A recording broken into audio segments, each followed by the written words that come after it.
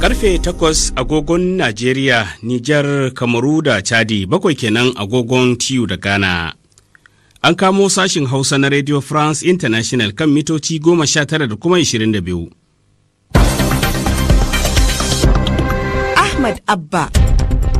Masu sauraro Assalamu alaikum, barkanmu da saduwa da ku cikin shirinmu na hantsi ga kanan labaran da muke dauke da su.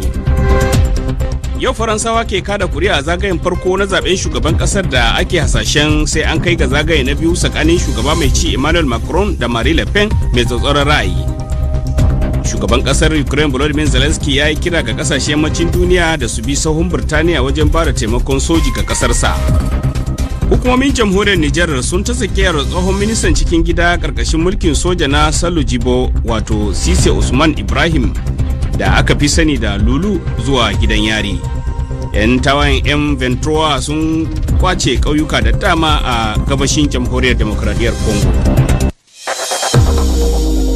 Ga labaran bi da bi, yau Lahadi Faransawa ke kada kuri'a a zagayen farko na zaben shugaban kasar da ake hasashen sai an kai ga zagaye na biyu tsakanin shugaba mai ci Emmanuel Macron da kuma Marine Le Pen mai tsatsauran ra'ayi wanda zai yi tsauri fiye da fafatawar da suka yi a shekarun baya 5 da suka gabata. Da misalin karfe 6 agogon GMT ne dai ake buɗe rumfunan zaɓe a wasu sassan Faransa bayan wani yakin neman zaɓe da ba sabon ba sakamakon mamayar da Rasha ta yi wa Ukraine, wanda manazarta suka yi gargaɗin ka iya ba da mamaki a zaɓen na Faransa da kuma watakila a fuskanci rashin fitowar jama'a sosai. Tuni wasu yankunan Faransa na ƙetare suka riga suka kada kuri'unsu tun a jiya Asabar saboda bambancin lokaci, musamman ƙaramin tsibiri na Saint-Pierre da Miquelon da ke gabar tekun Canada, sannan kuma yankuna da ke Caribbean sai tsibirin Pacific na Faransa. Shugaban kasar Ukraine Volodymyr Zelensky ya yi kira ga kasashen yammacin duniya da su bi sawun Birtaniya wajen ba da taimakon soji ga kasarsa tare da kakaba Rasha takunkumai bayan ziyarar bazata da Prime Minister Boris Johnson ya kai Kiev.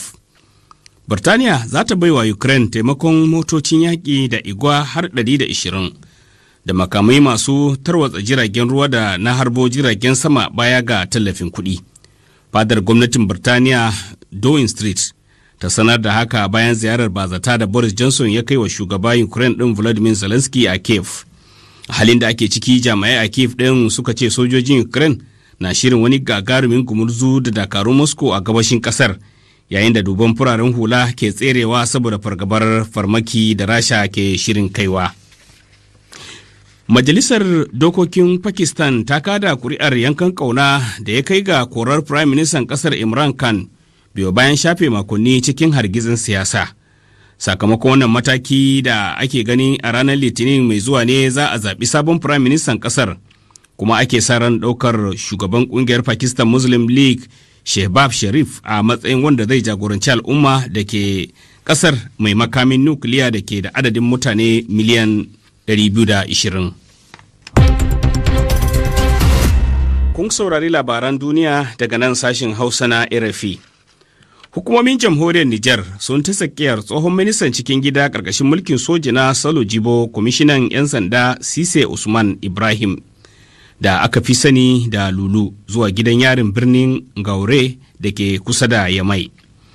Wasu daga cikin 'yan uwansa sun tabbatar da manema labarai yadda aka gaggauta tura Lulu kurkuku karkashin wani sammacin kan tuhumar da ake masa dangane da yunkurin juyin mulki a ranar 31 ga watan Maris na shekarar 2021. Ministan tsaron Jamus Christian Lambrecht ta sake jaddada shakkunta na tabbatar da aniyar sojojin Jamus a kasar Mali a ziyarar da ta kai kasar, inda ta yi magana kan irin ta'asar da ake zargin sojojin sun aikata a Mura. Gwamnatin Mali da ke da rinjayen sojojin kasar ta ce ta kashe mayaka masu ikirarin jihadi 203 a Mura ɗin, amma shaidu da kafafen yada labarai da Human Rights Watch suka yi hira da su sun ce hakika fararen hula da dama ne sojojin suka kashe. Da take ganawa da sojojin Jamus a arewacin Gawo, Lambrecht ta nuna shakku kan goyawa gwamnatin sojin baya kan zargin da ake mata duk da horo da suke samu daga dakarun na Jamus. RFI. 'Yan tawayen kungiyar M23 sun kwace ƙauyuka da dama a gabashin jamhuriyar demokradiyyar Congo bayan wata kazaman arangama da dakarun gwamnati a yankin Rushuru, kamar da wasu majiyoyi na cikin gida suka bayyana. An gwabza kazamin fada a kusa da gandun dajin Virunga, wani wuri mai tarihi na UNESCO da ke cike da wato dabbobi irin su gorilla na tsaunuka, inji wata majiya a yankin. Majiyar ta kara da cewa an yi kazamin arangama tsakanin dakarun gwamnati da mayakan M23 ne a Metebe da ke wato Rushuru a lardin Kivu ta Arewa, inda 'yan tawaye suka mamaye ƙauyuka da dama.